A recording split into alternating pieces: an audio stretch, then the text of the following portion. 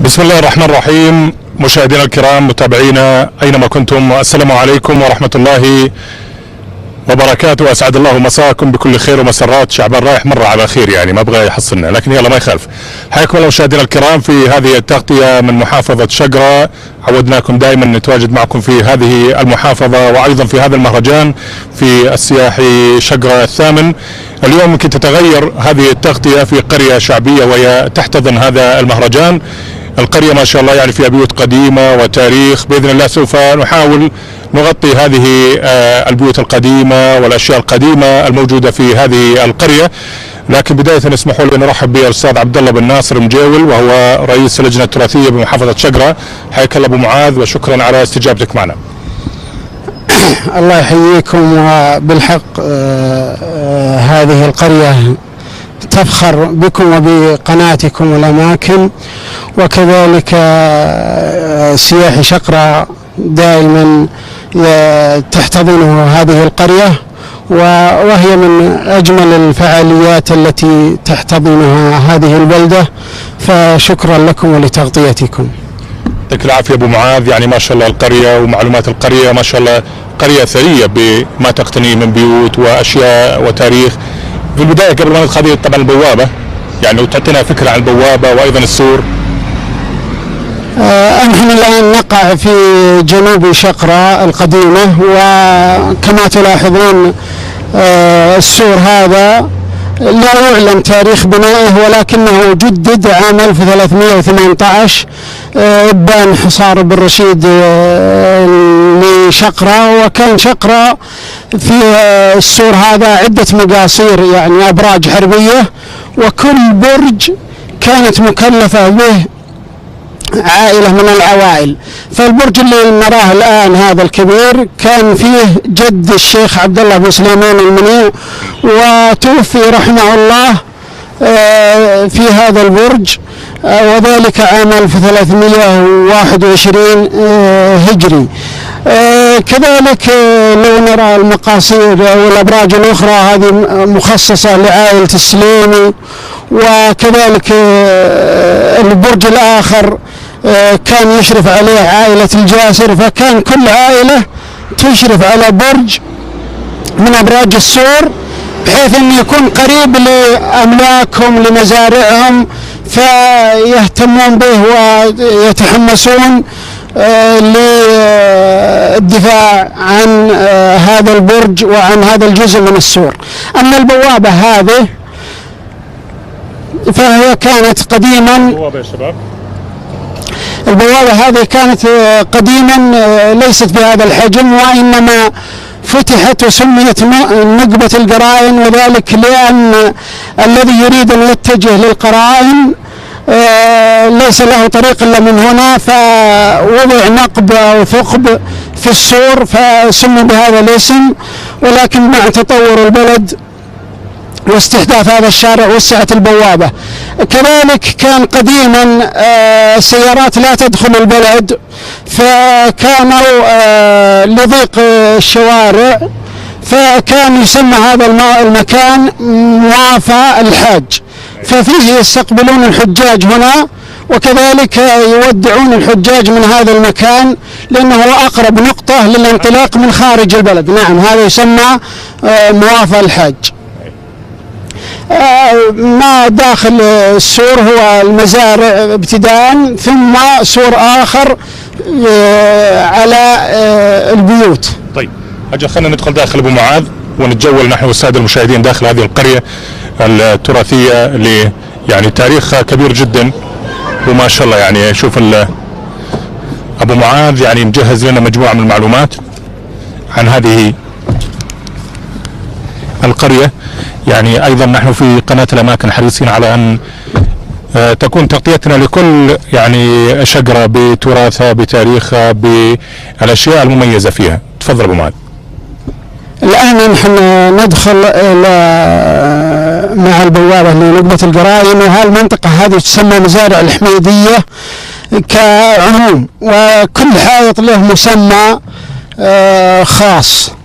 البير هذه بير حائط إبراهيم، ونجد في شقراء عذوبة المياه وكذلك قربها. هذا البير الماء موجود الآن بعمق 17 متر فقط.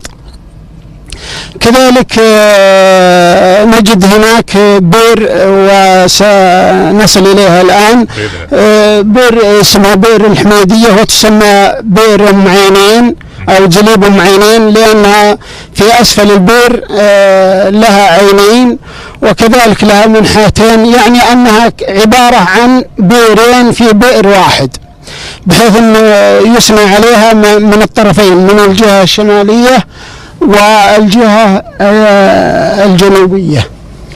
خذ يسار مع والبير هذه يعني عجيبة، والأعجب أن كان الشباب قديما يسبحون فيها، فتعجب كيف يطلعون وكيف يسبحون في هذا العمق في هذه البير العميقة. وكذلك الأعجب قصة طيها، والطي معروف أنه هو بناء الحجر حتى لا تنهدم البير. فكان هناك رجل مشهور بجودة الطي والبناء، ولكن لما أرادوا أن يتعاقدوا معه لبناء أو طي هذه البير كأنه لم يستسغ مقدار الأعطية أو قيمة العقد، ما كان وهو كان لا أعجب من ذلك أنه كان محرول، أتوا به محمولا على الأكتاف. فلما رجع وفي الطريق رأى الشخص، قال هذا اللي انتم جايبينه او اللي يطوي البير ما قوى يمشي عشان يطوي البير. قال خلاص اجل الان ارجعوا بي انا وافقت على العرض، فجاء من باب التحدي. نعم. هذا المسجد هو المسجد مسجد خاص، كان هنا فيه بعض المزارعين يسكنون حول مزارعهم، فهناك تجمعات سكنية، فكل تجمع سكني عنده مسجد وعنده بير فلسقيا بهائمهم، وكذلك للتجمع والصلوات، وكذلك الأعياد كانوا يتعيدون في هذه الأماكن. وفي شقراء عدة مساجد للمزارع فقط، مثل مسجد الوسيطة ومسجد المالكية وعدة مساجد أخرى مثل هذا المسجد. لو ننزل نرى البير من داخل.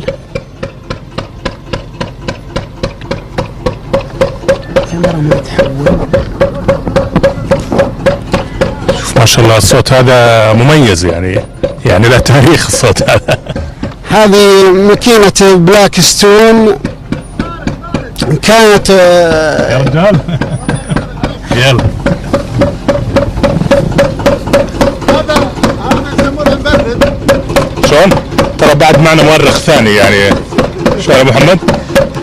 طبعا هذا يسمونه مبرد. تسلم على الناس ولا شيء؟ جزاكم الله خير الساده المشاهدين والسعداء. انا انبسط على الاشياء هذه عشان كذا انفعلت معها، لان انا لاحق عليها يا ابو معاذ مثل هذه. اقول احنا لحقنا عليها لما الماكينه الباكستون 26 والثانيه وش اسمها؟ فيه ليستر وفيه 26 ونحط فوق الشكمان غرشة كريب ولا علبة علشان لما قطعت من المويه يرتفع الصوت تقوم لها صرقعه. اذا سمعنا صرقعه خلاص عرفنا ان المويه انقطعت. طبعا هذا المبرد عشان يبرد على الماكينه، ياخذ من اللي طالع من الترمبه ويجي للماكينه ويبرد. هذا ودايم وانت مخص مني دايم من خلط طيبه يحطونها على المبرد عشان تجي الماء فيها 24 ساعه. نبتة مجهولة سميت نبتة مبرد لأنها جنب المبرد. اللي تو تعديناها هي الجابية. هذه الجابية. وهذا هو الجزاء. نعم. وهذه المنحة. وهذه المنحات، وهناك منحات ثانية، لأن البير بير أم عينين عبارة عن بيرين في بير واحد. ما شاء الله. طيب نشوفها من ولا ما نقدر؟ اللي تبي. شوف ولا بنطيح. هذا راح ادخل من النار. بنشوف يقول البير ذي من عينين نبي نشوفها. ما شاء الله ما شاء الله. كم طولها تقريبا؟ هذه البير انا نزلت فيها عمقها حول 30 متر. الاعجب انك تنزل في بيرين، ولما نزلت التقن البيرين او العينين التقن، ثم بعد حوالي 6 أمتار او كذا بدا حفر بيرين او عينين اخريين، فيعني غريب ما ادري شلون انفتحت على بعض.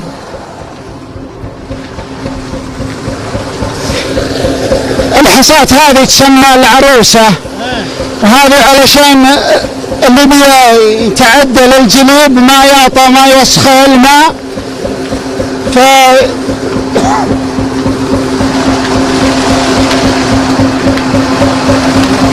وهذه يحطونها للربط السريح والارشه. ناقص فيها طال عمرك اللي هي نواعير ولا؟ يعني احنا عندنا بيرين، بير حائط ابراهيم حطيناها للصواني وركبنا عليها الدامغه وما يحتاج من الصواني، وهذه جعلناها للاحدث اللي هو البلاك ستون، حيث انها الان غير موجوده، فقمنا بشراء بلاك ستون ونظفنا هذه البير. وبالمناسبة هذه على نفقة المهندس عبد الرحمن بن عبد الله البواردي مشكورا، فقد دعم المشروع هذا والبير الثانية والمسجد والمنحات وما ترون من الأشياء الجميلة هذه على نفقة المهندس عبد الرحمن البواردي، فأشكره من هذا المكان. الله يجزاه خير. طبعا هذه الطرمبة يعني على شكل بدائي، وهذه اللي تحت كان اللي هو يسمونها الشفطة او الشفاط حق المويه. كان اذا خرب ينزل المروحة، تسمى المروحة، ولازم بونش او قنارة. ونحن حطينا الان الجسر هذا لاجل لو اردنا ان نخرج المواصير والطرمبة فنستفيد من الجسر هذا. نعم، هذا العشة الموضوع بحاجة لتطوير أكبر، ولكن هذا جهد مقل، وإن شاء الله يأتي بعض الشباب المتحمسين إن شاء الله يمسكون الراية بعدنا إن شاء الله. جمل هذا المسجد اللي ما شاء الله. نعم ما شاء الله. يلا وين جولتنا الثانية؟ يلا تفضل. طبعا يعطيه العافية أبو معاذ على الشرح والمكان. سبحان الله العظيم هنا بارد يعني، مع انه في يعني حر وكذا، لكن ما شاء الله المكان هنا بارد، يمكن من المزارع والمويه. يعطيك العافية ابو معاذ. هذه البير الوحيدة موجودة هنا ولا؟ لا غريب يعني بالنسبة لشجرة تميزت بوفرة الماء وبقربه وبعذوبته، وكذلك بكثرة الآبار، فلا تجد يعني ممكن 50 متر 100 متر إلا وتجد بير أخرى.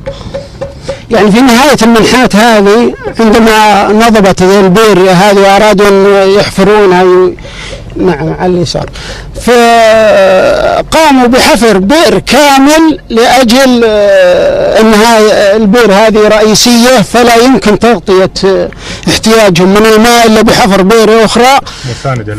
فحفروا بئر أخرى، ولما انتهت وخرج منها الماء بدأوا ينظفون هذه البئر الكبيرة.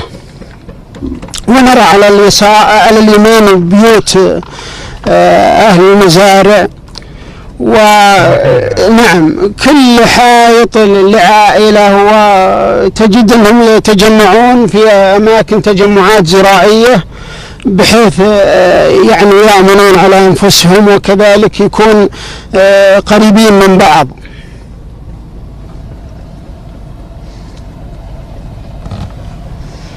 وبعض البيوت الزراعية تجد فيها أن الساقي يتخللها، بحيث أن النساء لا تحتاج أنها تجيب أو تروي الماء، بالعكس يأتي بالساقي ويدخل من أسفل البيت ويخرج، فيستفاد من الماء المار كسقيا.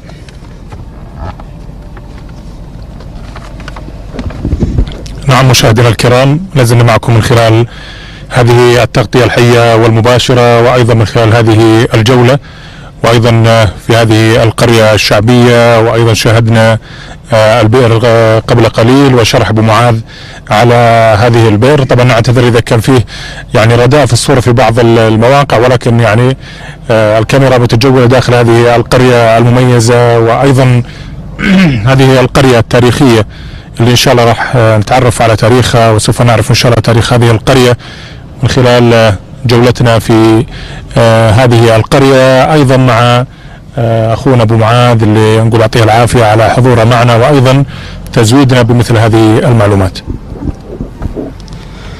ونحن بدورنا نشكركم على هذه التغطية وتفضلكم بهذا الوقت، وكذلك التنوع في التغطية، فمن حق المشاهد والسائح أن يرى وأن تكون الصورة معبرة. فكذلك نرحب بالمشاهدين أن يأتوا على الواقع، فقلوبنا محل لهم ومساكننا كذلك. الآن هذا قصر السبيعي، وهو الآن انتقل إلى ملكية الهيئة العامة للسياحة والآثار، ومكتب الهيئة من حسنات الهيئة أنهم وضعوا المكتب ومباشرة موظفي الهيئة في هذا المكان، فدائما الصباح مفتوح حتى نهاية الدوام. وهو كان عبارة عن بيتين، وكان عبد الله السبيعي مأمور بيت المال وخلفه من بعده ابنه عبد الرحمن، وكان الملك عبد العزيز يأتي إلى هذا القصر ويستريح فيه. وكذلك كان الأمراء من أبنائه وأخوانه يأتون إلى هذا المكان، فكان هو نقطة الاستقبال، وكذلك منطلق البوارق ورايات التوحيد أثناء توحيد الجزيرة العربية. فكان لشقرة دورها السياسي والداعم لحكومتنا الرشيدة وللملك عبد العزيز، فكانوا يتجمعون هنا ويتشاورون. والأغرب هنا التي يقف الأخ المقبرة هذه الصغيرة، الآن نحن نرى سور، هذا السور كان محيط بالبلدة، وكان الشارع اللي نحن عليه الآن هذا كان يسمى سوق الحفر لأنه كان على خندق. فكان الأهالي أيام حرب إبراهيم باشا وضعوا خلف السور خندق حتى يكون أبلغ